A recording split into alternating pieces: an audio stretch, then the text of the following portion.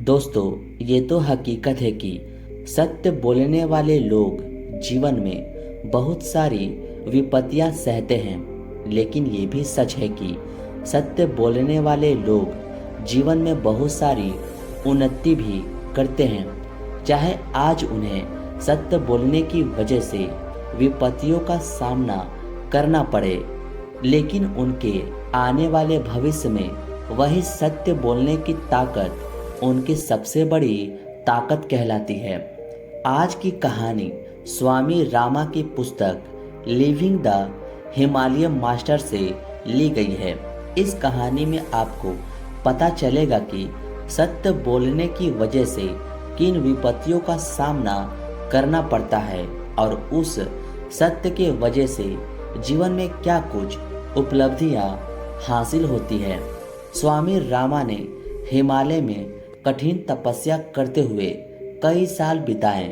इसी बीच वो कई संतों और योगियों से भी मिले और कुछ ऐसी घटनाएं हुई जिन्होंने स्वामी रामा के जीवन को पूरी तरह से बदल दिया।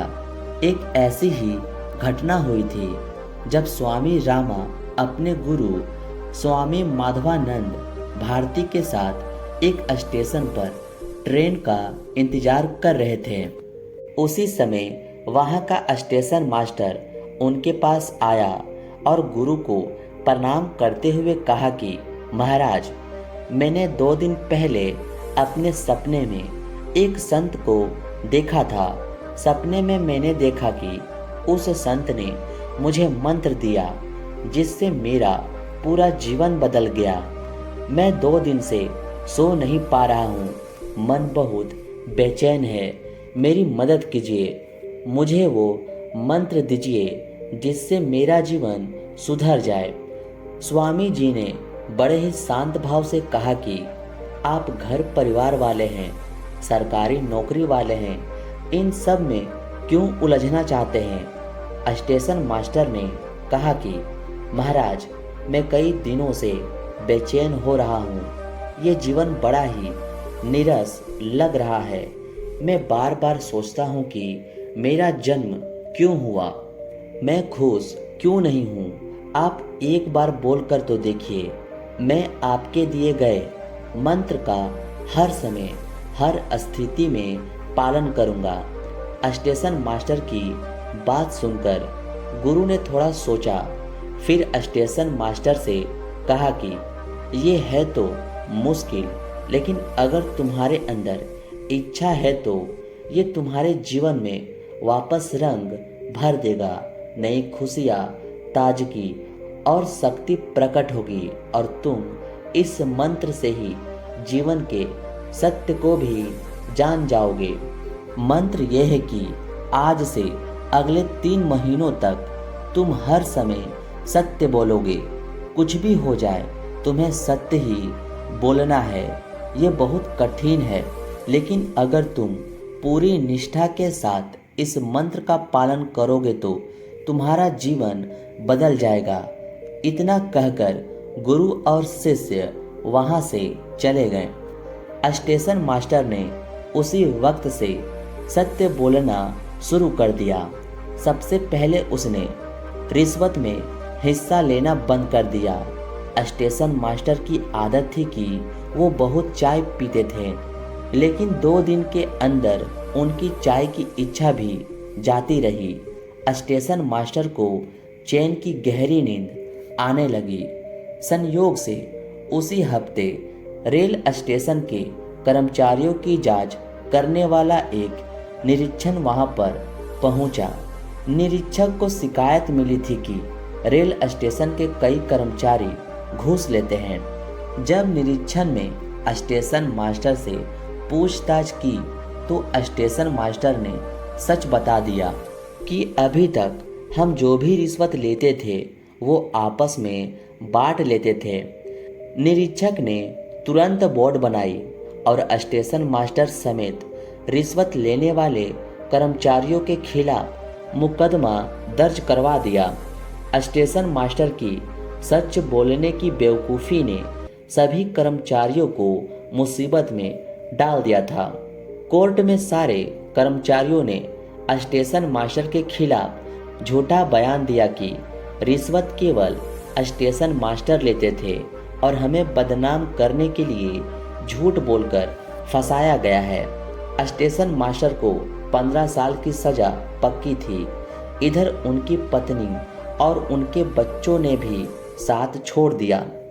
स्टेशन मास्टर ने अपने गुरु से कहा कि अभी 13 दिन हुए हैं और सच बोलने के कारण नौकरी और परिवार चला गया।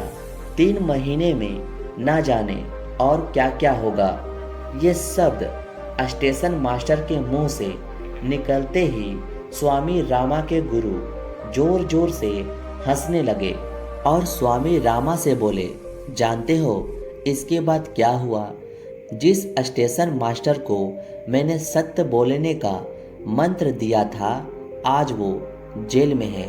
उसका परिवार भी छूट गया।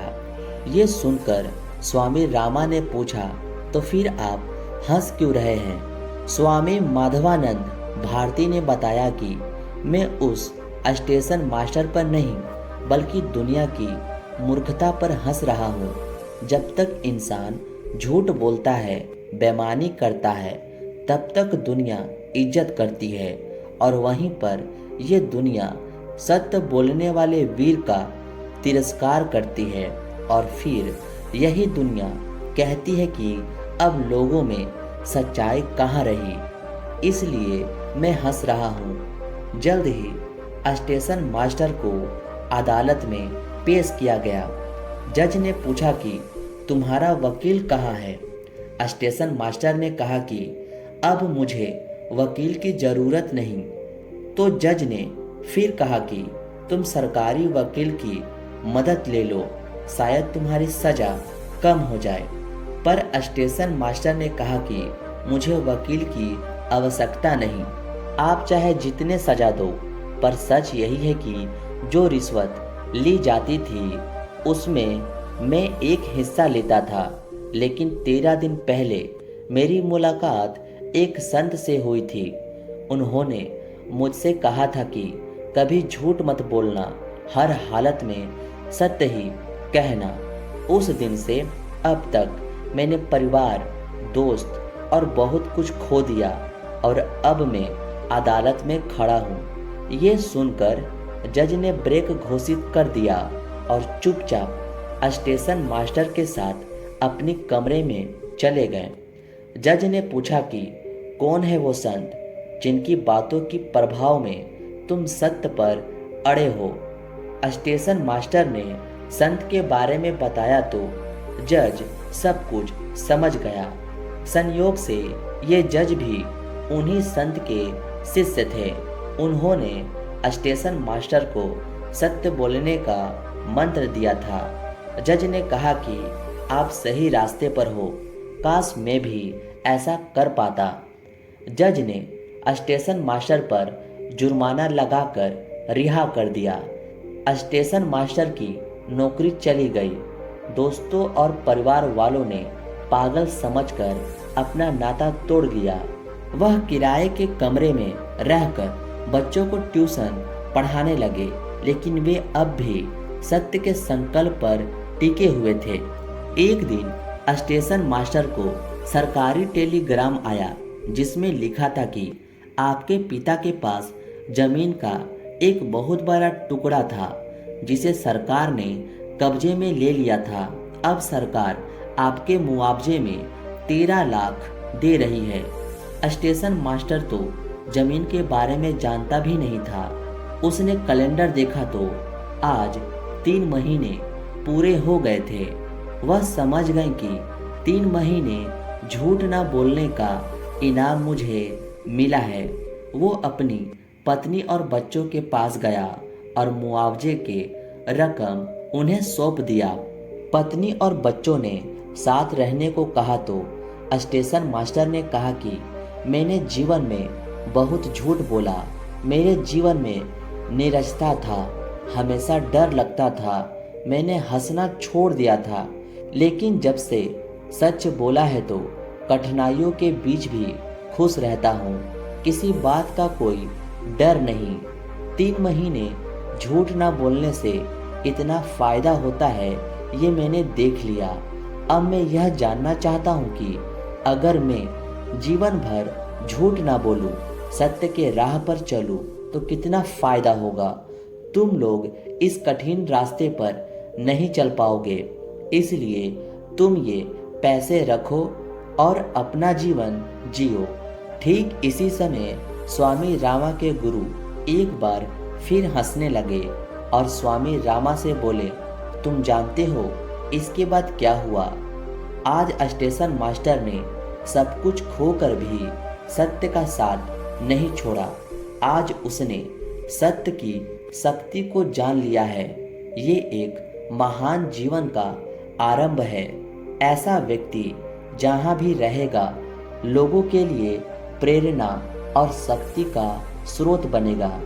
दोस्तों, ज़्यादातर लोग झूठ इसलिए बोलते हैं कि उन्हें ये लगता है कि झूठ बोलने से वे बहुत कुछ हासिल कर सकते हैं जो दूसरे लोग हासिल नहीं कर पाए हैं। वो झूठ बोलकर वो लोग हासिल कर सकते हैं, ऐसा उन्हें लगता है। इसलिए आदमी झूठ के चंगुल में फंसता चला जाता है। और जो आदमी एक बार झूठ के चंगुल में फंस जाता है उसे उस झूठ को बचाए रखने के लिए और ज़्यादा झूठ बोलने पड़ते हैं। और एक ऐसा समय आता है जब उसका पूरा अस्तित्व झूठ से भरा होता है। लेकिन अगर इंसान संकल्प लेकर बहादुरी दिखाए और एक संकल्प लेकर कभी झूठ नहीं बोलेगा, हमेशा सत्य बोलेगा, चाहे कोई भी परिस्थिति क्यों ना हो सकता है उसके लिए कठिनाइयों का सामना करना पड़े, लेकिन यकीन मानिए उस कठिनाइयों में भी आपका मन एकदम शांत रहेगा। आपको किसी बात का कोई डर नहीं रहेगा, क्योंकि झूठ बोलने से हो सकता है कि आप धन दौलत कमा ले, कुछ और भी कमा ले, रिश्ते कमा ले, लेकिन ये सब पा लेने के बावजूद आपके मन में एक डर बना रहेगा। आपके मन में यह डर रहेगा कि कल को अगर किसी को मेरे सच्चाई का पता चल गया तो मेरा पूरा जीवन बर्बाद हो जाएगा। और आप हमेशा इसी डर के साथ जीते रहोगे। और अगर आप सत्य बोलेंगे तो हो सकता है शुरुआत में लोग आपसे दूरियां बनाए, क्योंकि सत्य कड़वा होता है। सत्य बोलने के लिए बहादुरी चाहिए होती है, हिम्मत चाहिए होती है, और हर इंसान में ऐसी हिम्मत नहीं होती।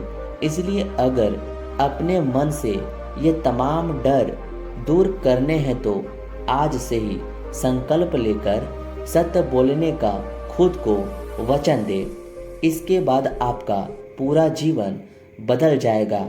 चाहे आपके आसपास के लोग झूठ बोलते हों, झूठ बोलकर आपसे ज़्यादा उन्नति करते हो, लेकिन आपको अपने आप से समझौता नहीं करनी है। क्योंकि अगर आप भी उन लोगों की तरह कामयाब होने के लिए झूठ बोलने लगेंगे तो आप में और उनमें कोई फर्क नहीं रहेगा। आप अपने रास्ते से भटक जाओगे।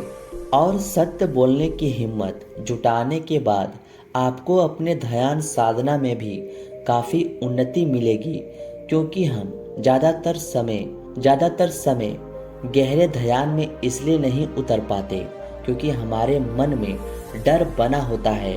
वो डर हमेशा हमारे मन में बना रहता है और वो डर किसी झूठ का होता है जो हमारे मन को जकड़े रहता है। उसमें से रस खत्म हो जाता है, मन एकदम सूना सूना हो जाता है, आँखों की नींद उड़ जाती है। ये सब झूठ बोलने की वजह से होता है। इसलिए अपने जीवन को बारीकी से देखो और फैसला लो सत्य जीवन जीने का। और हमें कमेंट में बताएं कि क्या वास्तव में सत्य सिर्फ बोलने से हमारे जीवन में जो बदलाव आएंगे वो कष्टदायी होगा या सुखदायी होगा। मिलते हैं आपसे अगली वीडियो में।